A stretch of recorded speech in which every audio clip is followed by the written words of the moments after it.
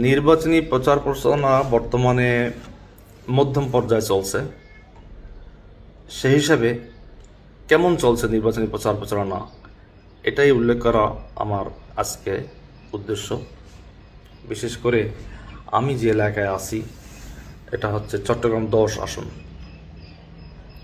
এখানে বিএনপি যিনি প্রার্থী, তিনি আবদুল্লাহ নোমান, তার সন্তান। তো তার যে প্রচার প্রচারণা এবং তার যে প্রতিপক্ষ জামাতে যে প্রচার প্রচারণা, এর মধ্যে আমি বেশ গুণগত অনেক পরিবর্তন পরিলক্ষিত হচ্ছে। জামাত ইসলামের যে প্রচার প্রচারণা, সেখানে আমার যে বাসা, এই বাসায় 2 থেকে 3 বার মহিলা কর্মীরা অলরেডি বাসায় পৌঁছে দাওয়াত দিয়ে গেছেন, তারা লিফলেট পৌঁছে দিয়ে গেছেন। পক্ষান্তরে বিএনপির তরফ থেকে এখন পর্যন্ত কেউ আসেনি। আমি গতকালকেই কেবলমাত্র একটি প্রোগ্রাম দেখছি, যেখানে এখানকার যারা বিএনপি করে তারা এখান থেকে একটা মিছিল নিয়ে, প্রোগ্রামটা এমন ছিল যে ক্যান্ডিডেট কোনো এক জায়গায় আসবেন, সেখানে সবাই আপনারা আসেন, এই ছিল প্রোগ্রামটা। তো এখান থেকে ছোটো ছোটো মিছিল নিয়ে ওখানে এখানকার যারা দলীয় নেতাকর্মী আছে তারা গেছে, এইটুকু আমি দেখছি। কিন্তু এর বাইরে শুধুমাত্র মাইকিং বলতে গান বাজনাটাই চলছে বেশি। এই গান বাজনাটা অনেক সময় অনেকে বিরক্ত হয়। চলবে, সেটা অতিরিক্ত না, আপনার সব কিছুর একটা সীমা থাকবে। এই গান বাজনার চেয়ে এই কর্মীগুলোকে যদি ঘরে ঘরে পাঠানো হয়, ওইটা এফেক্টিভ অনেক বেশি। জামাত ইসলামের কার্যক্রমগুলো আমার কাছে ভালো লাগছে। সেটা হচ্ছে, দেখেন, তাদের কার্যক্রম শুরু হয় ফজরের নামাজের সাথে সাথে। নামাজ শেষ করেই তারা তার গ্রুপ বাই গ্রুপ নেমে যায়। আমি 5 থেকে 7টা পয়েন্টে দেখছি যে তারা লিফলেট নিয়ে ছোট ছোট রাস্তা, যেগুলো মেইন রাস্তার সাথে মিলছে, সেই রাস্তার মুখে দাঁড়াইয়ে তাদের এই দাওয়াতি কার্যক্রম, তাদের ভাষাটাকে বলা হয় দাওয়াতি কার্যক্রম, এটা চালিয়ে যায়। আর এখন হচ্ছে নির্বাচনী কার্যক্রম। এখানে কর্মজীবী মহিলারা তাদের কাজের গন্তব্যে ছুটে, পুরুষরা তাদের কাজের গন্তব্যে ছুটে, তখন তাদের সাথে সালাম বিনিময়, তাদের সাথে হ্যান্ডশেক করে এবং একটা লিফলেট ধরা যায়। এটা মানুষের মনে কিছুটা হইলেও প্রভাব বিস্তার করে। কিন্তু বিএনপির এ ধরনের কোনো প্রোগ্রাম আমার আজ পর্যন্ত আমি পাই নাই। যাই হোক, এটা একটা যদি কমপ্লেন হিসেবে নেয়, তাতে আমার মনে হয় ভালো হবে। মনে করেন এটা একটা কমপ্লেনই। তো এখন যদি আমরা এই একটা আসনের এই সামান্য ব্যবধানটা আমরা বুঝতে পারি এবং নির্বাচনী প্রচার প্রচারণার কোয়ালিটি সম্পর্কে যদি জানতে পারি, তাহলে এখান থেকে যদি শিক্ষণীয় অনেক কিছু আছে, এটা শিক্ষা নিয়ে যদি বিএনপি মনে করে তাদের কিছু ডেভেলপ করা উচিত বলে আমি মনে করি। বিএনপির কেন্দ্রীয়ভাবে যারা মনে করে যে তারা প্রায় ক্ষমতার দ্বার প্রান্তে, এটা অনেকেই মনে করে, সরকারি কর্মকর্তারা মনে করে। তবে এটা রেজাল্টটা 12 তারিখের পরেই বোঝা যাবে। এর আগে এভাবে মনে করা উচিত না, সেটা হিতে বিপরীত হয়ে যেতে পারে। কেননা বিএনপির মাথায় এটা রাখতে হবে, 91-র কথা মনে আছে সবাই। 91-তে কিন্তু নির্বাচনের পূর্বে আওয়ামী লীগ সরকার গঠন করছিল এবং তাদের প্রচার প্রচারণাটা ছিল এখন যেভাবে হচ্ছে সেভাবে ঝাঁঝালো, গান বাজনা অতিরিক্ত, বাড়ি বাড়ি ওইভাবে যেত না, কিন্তু অতিরিক্ত মাইকিং, গান বাজনা, মানুষ অতিষ্ঠ হয়ে যেত। তো এই 91 থেকে এখন শিক্ষা নিয়ে অবশ্যই সামনে আগানো উচিত। অতটা ওভার কনফিডেন্স হওয়া উচিত না। আমি মনে করি এখন বিভিন্ন প্রচার প্রচারণায় জামাতের আমির সাহেব যেখানে যাচ্ছেন, তারেক রহমান যেখানে যাচ্ছেন, প্রত্যেকটা প্রোগ্রামেই প্রচুর লোক সমাগম হচ্ছে। হয়তো বিএনপির কিছু বেশি হয়, জামাতের কিছু কম হয়, আবার কোনোটা হয়তো সমান সমান হয়। 18-20, 18-19-20 এই ধরনের এর মধ্যেই হয়তো সীমাবদ্ধ আছে। আর এটা দিয়েই সব জনসমর্থন বোঝা যাবে ঠিক ঠিক তা না। তবে একথা সত্য, সংগঠন হিসাবে বিএনপি এখন বাংলাদেশের সবচেয়ে বড় দল, সেই হিসাবে তার একটা সমর্থন অবশ্যই আছে, তার প্রভাব থাকবে। কিন্তু জামাত যেটা করছে সেটা কিন্তু তারা ঘুষিয়ে করছে। আর একটা জিনিস, সেটা হচ্ছে, এটা কেউ বিশ্বাস করুক আর না করুক, বিভিন্নভাবে আমি পরীক্ষিত যে সবার মনে আছে 2001 সালে বিএনপি জামাত এক হয়েছিল, যার পরিপ্রেক্ষিতে 201-এর মতো সিট পাওয়া গেছিল।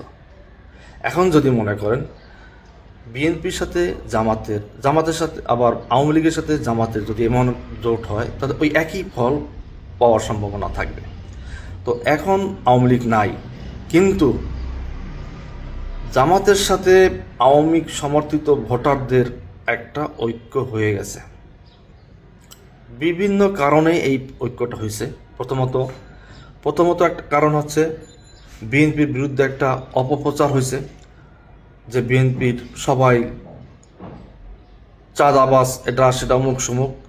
সত্য কথা, শহরের হইতে শুরু করে গ্রাম পর্যন্ত কিছু ঘটনা ঘটছে, কিন্তু 90% ঘটনার সাথে বিএনপির নামে চাঁদাবাজি হয়েছে, বিএনপির নামে টেম্পো স্ট্যান্ড দখল হয়েছে, বিএনপির নামে এটা হয়েছে সেটা হয়েছে, কিন্তু বিএনপির নামে হয়েছে, তারা কেউ বিএনপি করে না।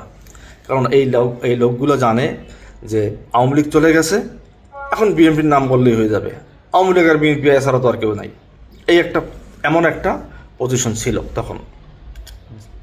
কিন্তু এই যে দুর্নামটা হয়েছে, এর কারণ হচ্ছে তখন বিশেষ করে 5ই আগস্ট 2024-এর পরে বিএনপির অনেক নেতাকর্মীরা শহীদ জিয়ার আদর্শ থেকে বিচ্যুত হয়ে রাজনীতি করছে, খালেদা জিয়ার আদর্শ থেকে বিচ্যুত হয়ে রাজনীতি করছে। তারেক রহমানের নির্দেশ অমান্য করে, লন্ডন বসে যে তিনি নির্দেশ দিয়েছেন সেটা অমান্য করে তারা রাজনীতি করছে, যার পরিপ্রেক্ষিতে এই নিয়ন্ত্রণহীন অবস্থান হয়েছে। এর দায়িত্বটা এখন তারেক রহমানের উপর পড়তেছে। এবং এই যে একটা দুর্নাম, এই যে একটা মিথ্যা অপবাদ, এটা ঘোচানো এখনও সম্ভব হয়নি। একটা অংশ। দ্বিতীয়ত, আমরা জানি যে 5ই আগস্টের পরে সারা দেশে বিএনপি যে পলিটিক্যাল ভুলটা করছে, সেটা হচ্ছে আওয়ামী লীগের যত নেতা কর্মীদেরকে মামলা দেওয়া হয়েছে, তা সব বিএনপি নেতাকর্মীরা তাদের উপর মামলা করতেছে। এই পলিটিক্যাল ভুলটা বিএনপিকে সবচেয়ে বড় ক্ষতি করছে। এখানে মামলা দেবে প্রশাসন, আপনি কেন? এখন কোনো একটা ফ্যামিলির মেম্বারকে যদি এইভাবে মামলা দেওয়া হয়, ওই ফ্যামিলি আপনার উল্টো হয়ে গেছে, তাতে কোনো সন্দেহ নাই। আপনি তাদের শত চেষ্টা করেও তাকে পাবেন না। পক্ষান্তরে জামাত যেটা করছে, আমরা তো সব সময় দেখি, সোশ্যাল মিডিয়ায় দেখি, সব জায়গায় দেখি যে জামাত কী করতেছে, স্পষ্ট তার প্রমাণও আছে। যত মামলা বিএনপি দিয়েছে তাদের দ্বারে দ্বারে গেছে, জামাত গিয়ে বলছে যে তোমাদেরকে আমরা প্রোটেকশন দেবো, আর কোনো মামলা হবে না, এই মামলা আমরা প্রত্যাহার করে নেব, কোনো সমস্যা নাই, তোমরা আমাদের সাথে থাকো। এভাবে প্রলোভন দেখে জামাত তাদের পক্ষে তাদেরকে নিয়ে গেছে, এবং তার এটা অটোমেটিকলি এটা হয়ে যায়। এই জিনিসটা যখন একটা গ্রুপ যখন আমার বিরুদ্ধে মামলা করবে, তখন আর একটা গ্রুপের সাথে হাত মিলাবে, এটাই স্বাভাবিক। আর একটা পক্ষ আছে যারা মনে করে যে শেখ হাসিনা তার সমর্থন করতাম আমরা, এখন কত গণঅভ্যুত্থানের মতো একটা বিষয় যেভাবে পালাই গেছে, ওর সমর্থন করাটা আমাদের জন্য লজ্জাস্কর। তো তারাও এখন জামাতের দিকে ঝুঁকে গেছে। এরপরে থাকে সুইং ভোটারদের মধ্যে একটা বিরাট অংশ জামাতের পক্ষ যেতে চায়, কিন্তু বিশেষ করে তারেক রহমানের আগমন এবং খালেদা জিয়ার মৃত্যুর পরে তাদের ভিতরে একটু দোদুল্যমানতা দেখা যাচ্ছে। এখন তারেক রহমান সারা দেশ সফর করা শুরু করছে, জানি না কতদিন করতে পারবে, অল্প আর তো সময় তেমন নাই। এখন যে কার্যক্রমগুলো হবে সেটা যদি একটু মানসম্পন্ন হয়, তাহলে সুইং ভোটের কিছুটা হয়তো আবার ফিরে আসবে। বিশেষ করে সে যে প্রোগ্রামগুলো দিচ্ছে, আহ, কৃষকদের কার্ড নিয়ে একটু সমালোচনা আছে সেখানে, যেটা বলছে যে কৃষকের কার্ড দিলে সেই কার্ড অ্যাপসের মাধ্যমে সে বুঝতে পারবে কোথায় বৃষ্টি হবে কি হবে না। এটা অনেক আগে থেকে এটার কোনো প্রয়োজনই নেই। এটা ঘরে বসে সবাই দেখতে পারতেছি এখন। আপনার মোবাইল থাকলে সবার উপরে আপনার হোম পেজেই থাকে আপনার আবহাওয়ার খবর। কাজে এইটা আর না বলাই ভালো। অন্যগুলো বলেন, আরও মানসম্পন্ন আপনারা যে নির্বাচনী ম্যানিফেস্টো দেবেন সেখানে অতিরঞ্জিত কিছু করা উচিত হবে না। যতটা পারবো ততটা দেব, তার চেয়ে দরকার কম দেব, কম বলবো, বেশি করব। এইটাই হওয়া উচিত ভবিষ্যৎ পরিকল্পনা, এবং এটা হবে কোয়ালিটিফুল। নির্বাচনী প্রচারণায় ইতিমধ্যে পাবনায় যে ঘটনাটা ঘটছে সেটা দুঃখজনক। এর জন্য সম্পূর্ণরূপে দায়ী জামাত ইসলামের এমপি ক্যান্ডিডেট, তিনি ছিলেন ওখানে, তিনি এটার জন্য দায়ী।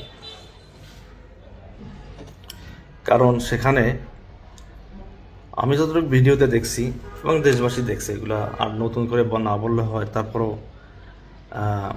জামাতের ওখানকার যে ক্যান্ডিডেট ছিলেন, বিএনপির এক নেতা, তাকে এমনভাবে বলছেন যে আপনার পায়ে ধরি, আপনি এদিকে যান না, আপনি ওদিকে যেন না, পায়ে ধরি। উনি গো ধরছে যে আমি এই পথেই যাব। প্রশাসন বলছে বিকল্প পথে যেতে, তিনি তাতে রাজি হইলেন না। হ্যাঁ, যার পরিপ্রেক্ষিতে এই দুঃখজনক ঘটনা ঘটছে, জন্য আমরা সবাই দুঃখিত। তবে এই ঘটনায় বিএনপি প্রায় 15 থেকে 16 জন মুমূর্ষু অবস্থায় আছে। এটাও দুঃখজনক, খুবই দুঃখজনক। জামাত বলে একটা, করে একটা, কোনো কথাই তারা ঠিক রাখে না। এটা সব কিছু মানুষ দেখে, জানে, সব কিছু করে। তারপরও আজকে যে কথাটা বলবো, সাদিক কায়েম নামে যে আজকে 2024-এর 5ই আগস্টের পরে ঢাকা বিশ্ববিদ্যালয়ে ছাত্র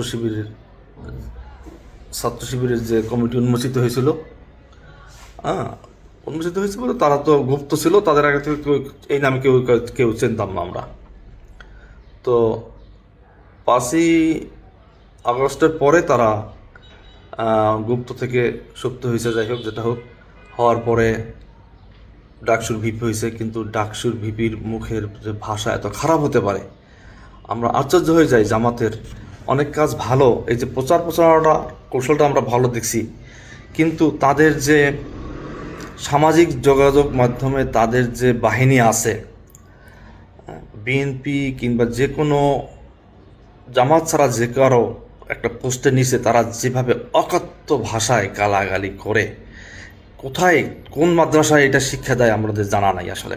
তেমনি সাদিক কায়েম, তাকে আমি আর বেয়াদব বলার উচিত হবে না, কারণ এরা তো আমার একজন তো বলছে যে এরা তো সমালোচনার ঊর্ধ্বে।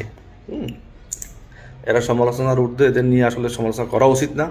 তবে দেশবাসী তার এই বক্তব্যকে ঘৃণা ভরে প্রত্যাখ্যান করছে এবং ডাকসুর ভাবমূর্তি সে নষ্ট করছে। কারণ তারেক জিয়াকে নিয়ে অতিরিক্ত কিছু বলার মতো তেমন কিছু তারেক জিয়া বাংলাদেশে করেন না এখন, বা কেউ বলছেনও না। একমাত্র সাদিক কায়েম যে কথাগুলো বলছে সেগুলো আসলেই জামাতের সাথে, জামাত ইসলাম যে কথাটা পৌঁছাইছে এর সাথে যায় না। আমরা জানি না এই জামাতে ইসলাম আর ইসলাম শব্দটা আর থাকবে কি না। তাদের মনোগ্রাম চেঞ্জ হয়েছে, অনেক কিছু হয়েছে, ভবিষ্যতে তো অনেক কিছু হবে। তারা শরিয়া আইন থেকে এখন বিচ্যুত হয়েছে, শরিয়া আইন তারা কায়েম করবে না। যাই হোক, সেটা অন্য রাজনীতি। আমি কমপ্লেন আকারে যে আমার যে কথাগুলো আমি সেগুলো বলে যাচ্ছি, এই রাজনীতি আমি যাচ্ছি না। বিএনপির নীতি নির্ধারণীদের উচিত হবে এখন বিএনপির অতীতে যে ভালো কাজগুলো আছে সেগুলোকে তুলে ধরা। আমরা তুলে ধরছি, কিছু কিছু তুলে ধরছি। তবে কেন্দ্রীয়ভাবে যেন নির্দেশনা প্রচণ্ডভাবে দেওয়া হয় যে কর্মীদেরকে ভাগ ভাগ করে বাড়িতে বাড়িতে অবশ্যই যেন তাদেরকে পাঠানো হয় এবং সুন্দর কথা বলতে পারে, শিক্ষিত মার্জিত লোকদেরকে যেন এই গ্রুপে রাখা হয়।